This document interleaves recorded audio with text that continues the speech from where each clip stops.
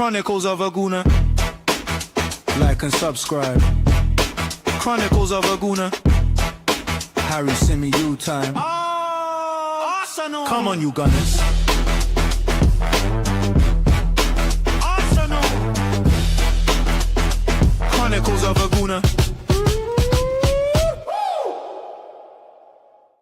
Hey everybody, how are we? Welcome back to another episode of the Chronicles of a Gooner with me, your host, Harry Symeou. On today's show, we're going to bring you the latest on Riccardo Calafiori's fitness. Have we finally got some decent, at least, injury news? We're going to continue the inquest into why Gabriel was allowed to play despite having, and I quote, load issues going into Brazil's friendly the other day against Senegal. And we're going to react to Jude Bellingham's reaction to being substitute, Thomas Tuchel's comments after that and what that might mean for the England star. Plus, we've got to give an honourable mention to the Republic of Ireland, who produced one of the best moments in international football for quite some time yesterday. Troy Parrott scoring a hat-trick and booking the Republic of Ireland's place in the playoffs. Just incredible, incredible scenes.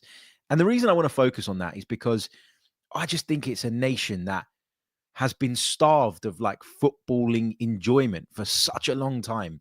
And so to have a moment like that, and I know what a passionate bunch their supporters are, it must have just been amazing. So we got to cover that off as well. It is the international break. So we'll dedicate some time to some stories outside of the Arsenal sphere as well. A big hello to everybody who is with us in the live chat. It's great to see so many of you with us. Thank you to you for joining in. Big thank you to everybody who will be watching this back a little bit later on or listening to it via the audio platforms. You are also very, very much appreciated. Look, before we dive into the content, and I forget, it is going to be a slightly more compact show today. I do have, unfortunately, sadly, a funeral that I need to attend. So it is going to be a slightly more compact show today, but we will cover off all the stories that we said we would, and we will make sure that we leave no stone unturned with regards to those topics. So really looking forward to it. But a quick reminder, if you haven't done so already, make sure that if you're with us on YouTube, you hit that like button. You've subscribed to the channel if you haven't done so already.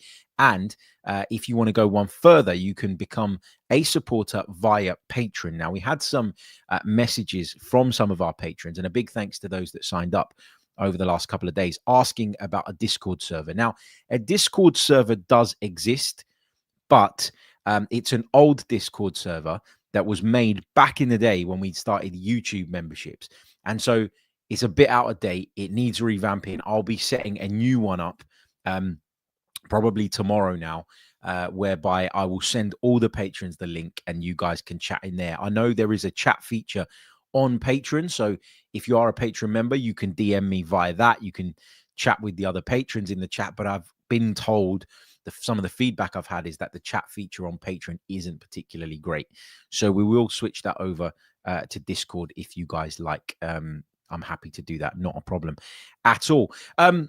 Yeah, patron, like, subscribe, hype the video. If you're listening on Apple or Spotify, make sure you leave us a review. All of that stuff really, really does help. But without further ado, let's get into the first of today's stories. And let's focus on the Italian stallion, as he's been called in the live chat this morning, Riccardo Calafiori. Now, obviously, we had the bad news about Gabriel the other day. We all watched him limp off and look very distressed, having picked up an injury during Brazil's friendly against Senegal.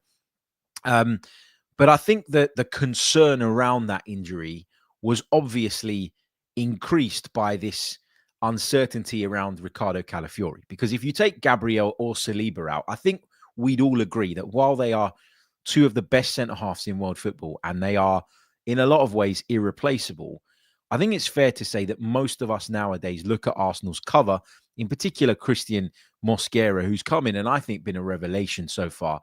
I think we look at that and we go, okay, it's not ideal. I'd rather have Gabriel. I'd rather have Saliba. But if Christian Mosquera has to come in, fine. You know, that's okay. That's not a problem. It's not the end of the world. It's not an issue.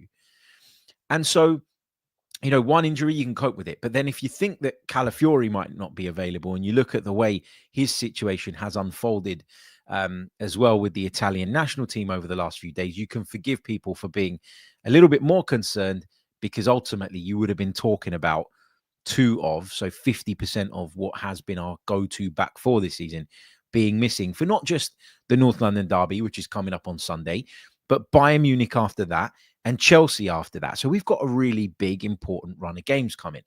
And so, yeah, look, people are feeling the stress. They're feeling the heat. There's a bit of PTSD there from what's happened to us in previous seasons as well. There's no question, no doubt about that. I gave the Italian Football Federation a little bit of stick the other day on a pod that we did. And there was a few people in the replies that said, hold on a minute, like it is customary. It is absolutely the process that the national team will call him up anyway, even if he did pick up a problem against Sunderland, and they will check him over themselves. Thankfully, common sense has prevailed. He's gone over to join up with the Italian national team, who were playing competitive qualifiers, by the way. So I'm certainly more understanding of their position in a situation like that than I am of Brazil's, whereby you are essentially pushing a player because you want him to play in a friendly. Now, I understand, as I mentioned yesterday on the pod, that Carlo Ancelotti's got a job to do. I understand there aren't that many opportunities for him to have his team together, to work on them, to look at them, to build those connections and those relationships ahead of the World Cup. I get that. And so there was a little bit of sympathy from me for Carlo's position and for the Brazilian position. But, you know, ultimately it's a friendly, and they're playing another friendly tomorrow in France, which obviously Gabriel is going to miss now due to that injury problem. But with Calafiori, I was a bit like, well, if we're telling you he's injured, why do you need to call him up and assess him yourselves? That's what the Italian Federation have done. They've called him up. They've assessed him themselves. They've sent him back. And I thought Gattuso's comments were sort of were bang on the money, and fair play to Gennaro Gattuso. I know he gets a bit of a rough ride at times in terms of his reputation. He's an angry man at times, but you know what? He's an honourable man, I think. And what he's done is he's had a look at Calafiori. His staff have had a look at Calafiori. They've decided this is not right. He shouldn't be playing. I'd imagine that with Calafiori, because of the injury history, there's probably a little bit more caution with him than there would be with others, because in the past, his injuries have been a big story in Italy. You know, you go back to when he sort of departed for a while from Italian football. And I think he went over to Basel, if I'm not mistaken, but he went overseas to play before sort of returning. Nobody ever doubted his talent. Nobody ever questioned his ability to produce high-level performances. What was always a question was, after his knee blew out, would it ever be strong enough again? And would he ever be strong enough again to go on and have the kind of career that his talent, you know, would sort of be supportive of? But obviously, you know, he proved his fitness over a period of time. He come to the Premier League. I think that adaptation period he went through meant that he was going to pick up a few niggles, and he did. And he struggled with that, and he struggled for rhythm, and he struggled for continuity and consistency. But at the start of this season, obviously, he's been much, much better. But I think the Riccardo Calafiori history and how much was made of that in Italy probably means that they're a little bit more sympathetic to him when he's got an injury than they might be to someone else. Just my feeling, just an opinion. So he's been sent back, and Gennaro Gattuso said, look, you know, we don't think it would be fair on him or, and I love this bit, on Arsenal to play him in these fixtures, even though they are competitive fixtures. So that is common sense prevailing. That is Gattuso, in my opinion, maintaining a strong relationship with Arsenal so that, you know what, in the future, there aren't going to be these tug of wars over Riccardo Calafiori's fitness. There isn't going to be that bad feeling. There isn't going to be that ill feeling. And also, if you're Arsenal and you know that there is a coach there and a staff there that are willing to prioritize the player's well-being over everything, then that makes you feel more confident and more comfortable. The bond becomes stronger. You can share information. You can work more closely together. And hopefully with that positive relationship, you end up giving the player the best chance of succeeding and the least chance, I suppose, of going away on international duty and having problems. Also, he's been on international duty before and picked up problems. And so I think Gattuso's managed this really, really well. Obviously, I'm going to say that because it benefits us. But I think the way he's dealt with it has been kind of admirable, if I'm being honest. So, yeah, really, really pleased with that. And just to bring you up to speed with what's been reported around Riccardo Calafiori, Fabrizio Romano came out yesterday and said, despite leaving the Italian camp due to injury, Arsenal expect Riccardo Calafiori to be available for next week. Then he went on to report a few hours later, I understand Arsenal have checked Riccardo Calafiori.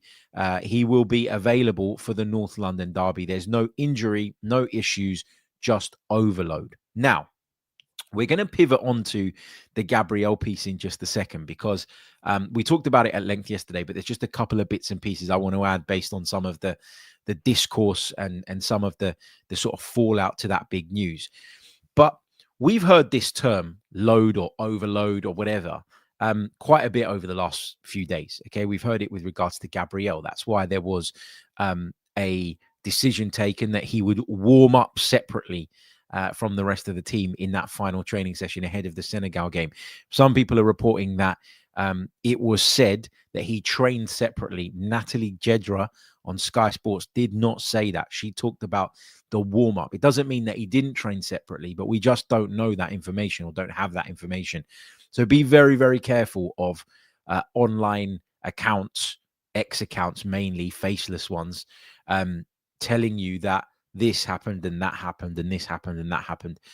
You know, you've always got to think about the source from which this story is coming. And I'm not saying that they're all wrong, and I'm not putting down their work, because guess what? They might know more than I do. But what I will say is this: don't lose your shit over a story that is unverified, over a story that comes from a source that is at the very least questionable. Okay, so that's all I'm saying. We don't need to go down a rabbit hole of, you know, it's this person or it's that person. We did that yesterday, and that was based on the raw emotion of the news and all the rest of it. And I talked about the fact that you can point the finger at any one of like 10 people involved. But the truth is, there'll never be a definitive conclusion or answer, because it is a multifaceted issue. It is an issue that stems from a number of factors, some of which are in our control and some of which just simply aren't. And the reason I loop sort of background to Calafiori just very, very quickly, and why I think these two are linked, is because, as I said, we keep hearing this term overload. We keep hearing this term of managing their loads, etc., right? We hear that all the time now with modern footballers.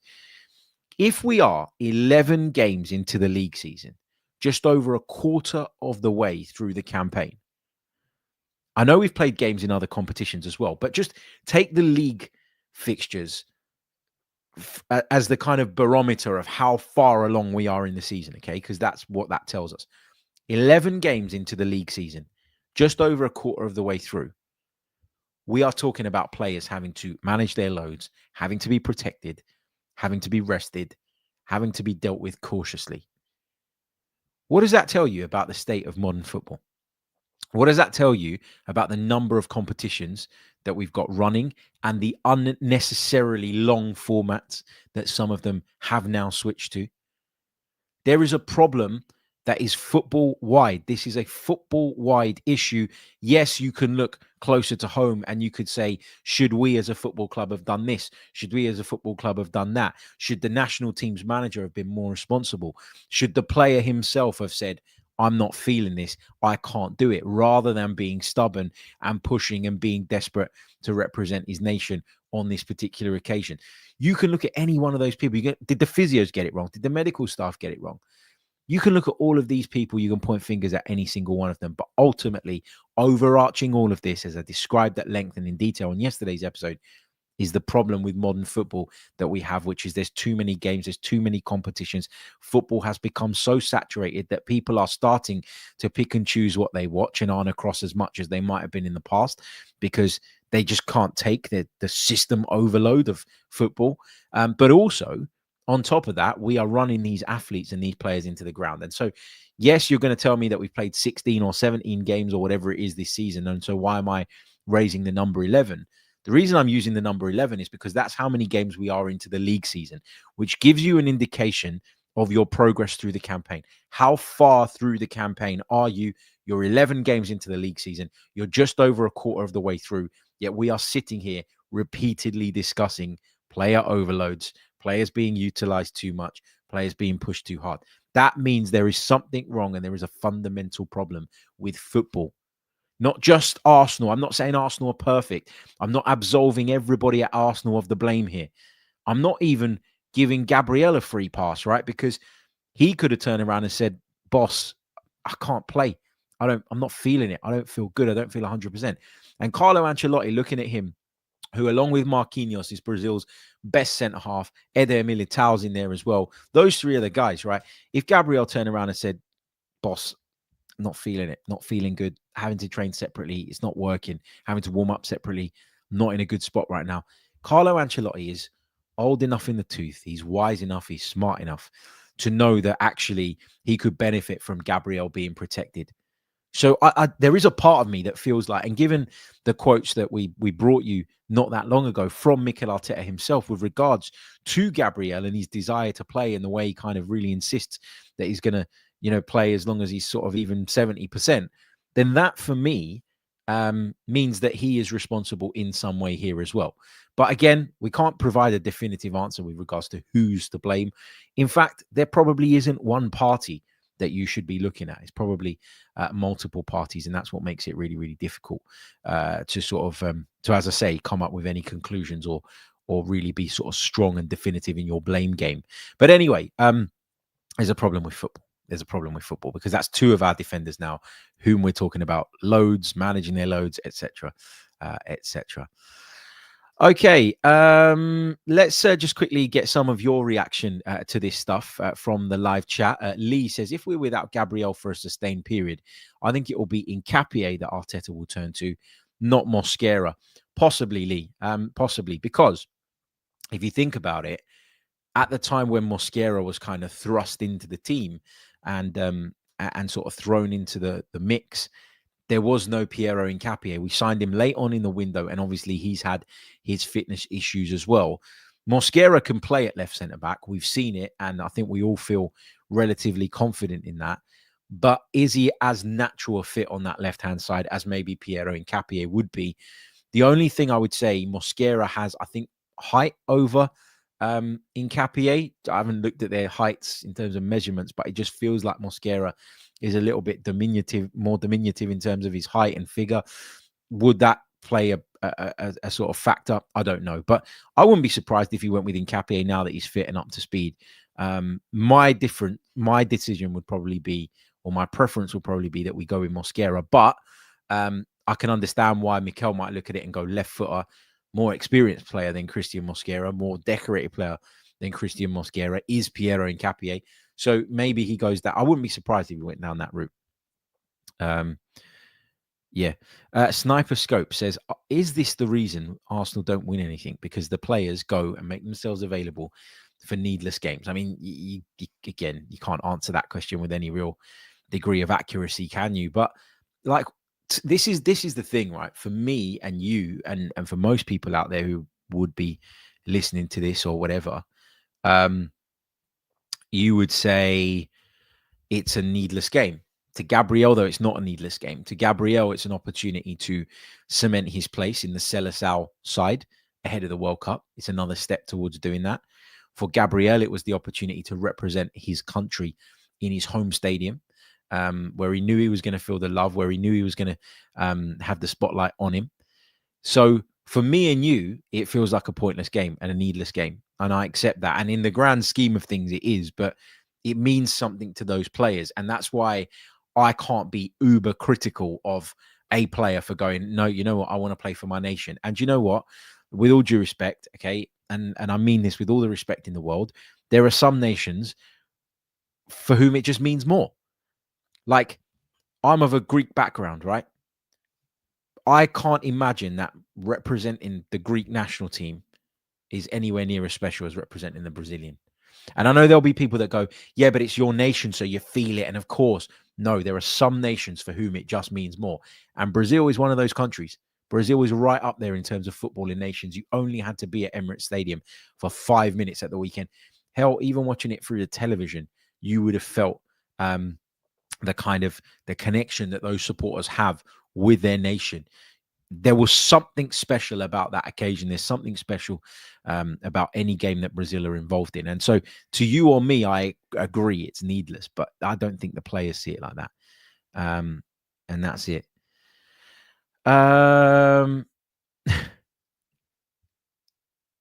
Sniper Scope says, maybe Carlo wanted to pay us back for spanking Madrid. Ghost is back, says, Ancelotti done it because we got him the sack after that 5-1 win. Wake up, Harry. We got the man the sack. I really don't think that's the case, to be honest with you.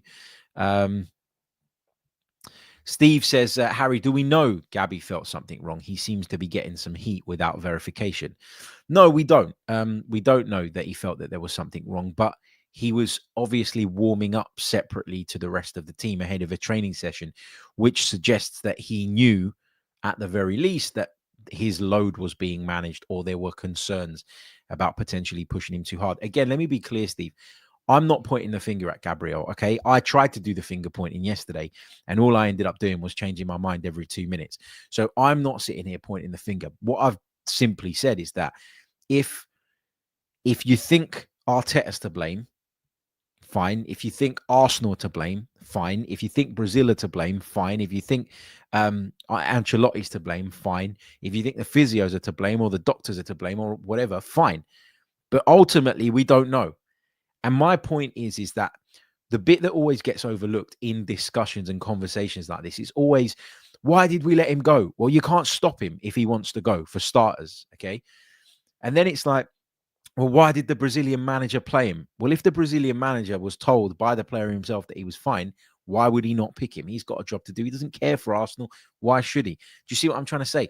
So whichever way you look at it or spin it, there can be a counterpoint and a counter argument made. And it's why I think this is a really difficult conversation and discussion to have. And that's why I'm trying not to focus on who we should be pointing the finger at. And instead, let's focus on getting the guy back fit and available. So, yeah, we'll see when he's going to be back. You know, he might surprise us. It might not be anywhere near as severe. There are some reports this morning that it's not as bad as first feared, that he could be in contention to play against Bayern Munich a week and a half away or whatever it is.